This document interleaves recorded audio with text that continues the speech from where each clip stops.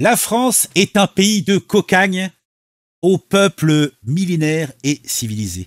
La France est encore, à l'heure d'aujourd'hui, le phare républicain luminescent de l'Occident. La France est un pays où il fait bon vivre ou survivre, en tout cas il semblerait, puisque je suis tombé sur une actu qui m'a laissé pantois.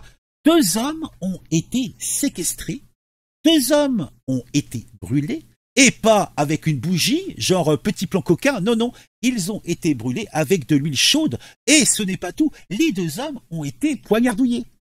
Au total, c'est 6 personnes qui ont été appréhendées. Là, j'ai l'info qui me vient de la dépêche, et j'ai trouvé un autre article qui nous vient de la montagne, puisqu'il y a eu une suite, avec les conclusions, puisque, je vous l'ai dit, il y en a 2 qui ont pris gros, ils se sont fait ébouillanter à l'huile bouillante, ils ont pris des coups de marteau, ils se sont fait ramollir la viande.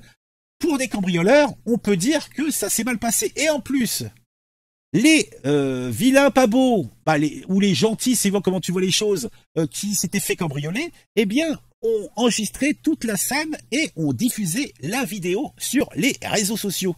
Donc, pour égayer le truc, j'avais fait une petite image. Donc, voilà. Donc, pour présenter un petit peu le sujet, et je me dis, c'est peut-être le bon... la bonne présentation pour en parler. Alors, tout cela se passe dans le 31 à Tournefeuille. Je ne sais pas très bien où c'est. En tout cas, c'est là-bas qu'on a eu un festival d'horreur avec huile bouillante, coup de marteau. 2 Guyanais ont zigouillé, ou plutôt, ont ramolli la viande, voire torturé leur cambrioleur, et ils ont diffusé la vidéo sur les réseaux sociaux. Eh bien, tout cela n'est point beau, tout cela n'est point propre, convenez-en. Alors, ça se passe à Tournefeuille, près de Toulouse. Et c'est une soirée ordinaire pour, eh bien, des cambrioleurs qui se décident à aller faire un fric-frac dans un appartement. Mais tout cela va prendre une tournure des plus inattendues et violentes pour les margoulins. Alors, imaginez la scène. Nous avons 2 jeunes hommes qui sont âgés de 20 et 21 ans. Ils sont accompagnés de complices. Ils sont au final 7 ou 8. Ils pénètrent de force dans un appartement, pensant pouvoir s'en tirer avec un cambriolage facile, mais ils ne s'attendaient pas à ce que les locataires, 2 grands gaillards originaires de Guyane, aient d'autres plans à leurs égards. Les cambrioleurs, armés de leur audace et de leur naïveté, ont rapidement maîtrisé, ou plutôt été maîtrisés, c'est plus exact, par les habitants d'appartements. Mais au lieu d'appeler la police, ces derniers ont décidé de se rendre justice eux-mêmes, et cela de manière brutale et impitoyable. Ils ont d'abord commencé par demander à une femme et son enfant de quitter les lieux, afin de pouvoir agir sans témoin gênant et sans offusquer les oreilles de ce pauvre petit bébé.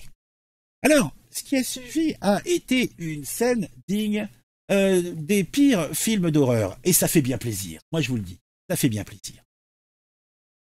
Alors, nous avons eu une belle scène de torture. L'un des cambrioleurs a été ligoté, brûlé avec de l'huile bouillante et frappé à coups de bouteille d'alcool. L'autre a été poignardé aux jambes et à la main, puis roué de coups. Les cris de douleur et de terreur ont résonné dans l'immeuble, alertant les voisins qui, horrifiés, ont appelé immédiatement les secours. Les forces de l'ordre sont arrivées peu après 23 heures, découvrant une scène digne d'un film d'horreur. C'était chaos et violence. 6 personnes ont été interpellées, y compris les 2 cambrioleurs qui étaient grièvement blessés. Les locataires, âgés de 32 et 33 ans, ont été mis en examen pour actes de torture, barbarie, violence aggravée et séquestration. La police a saisi également 30 000 € en petites coupures, ajoutant une couche de mystère à cette affaire déjà complexe. Alors après, tu te dis, les Guyanais ont reçu la visite de 4, 5, 6 personnes, ils ont réussi à en choper 2, ils les ont travaillés au corps. Donc, est-ce que c'est pas une histoire liée au trafic de drogue, par exemple? Ils avaient fait des sortes pour piquer du pognon, etc. Et les gars, ils ont été bien reçus. Et ils étaient en train de les travailler pour qu'ils disent qui c'est qui avait fait le coup, qui c'est qui avait préparé l'histoire. C'est bien possible. Parce que bon, on n'a pas 30 000 € en petite coupure chez soi en vendant des bonbons, vous voyez ce que je veux dire. Mais l'histoire ne s'arrête pas là. Les 2 cambrioleurs, oui, désormais sont considérés comme des victimes. Elles ont été relâchées faute de preuves accablantes.